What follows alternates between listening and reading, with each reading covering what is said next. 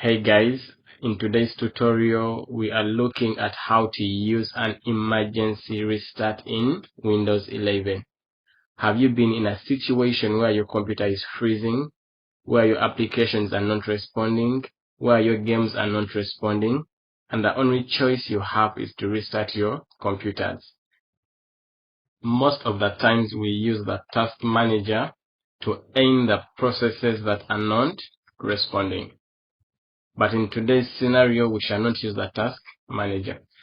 Some people also resort to pressing the power button for a very long time until the computer shuts down. So let us look at the emergency restart in Windows.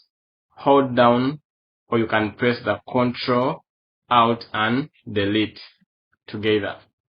Windows is going to display a black screen with the following options: Lock, Windows, Switch, User, Sign Out, and then we have Task Manager. Do not click on any of these options. Instead, you're supposed to hold down the Control key.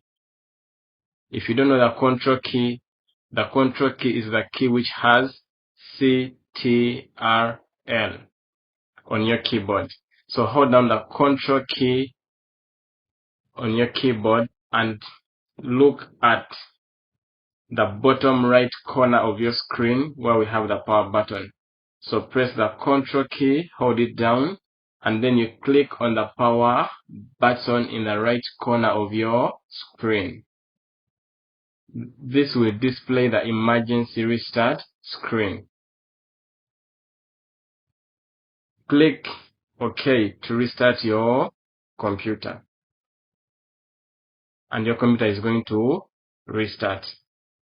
This is a warning. You should only use this option as a last resort. Why? Because the emergency restart option forcefully reboots the PC without any warnings whatsoever. So any documents or files that you are looking on will not be saved. But if your computer wasn't responding in the first place, you don't really have a choice, do you?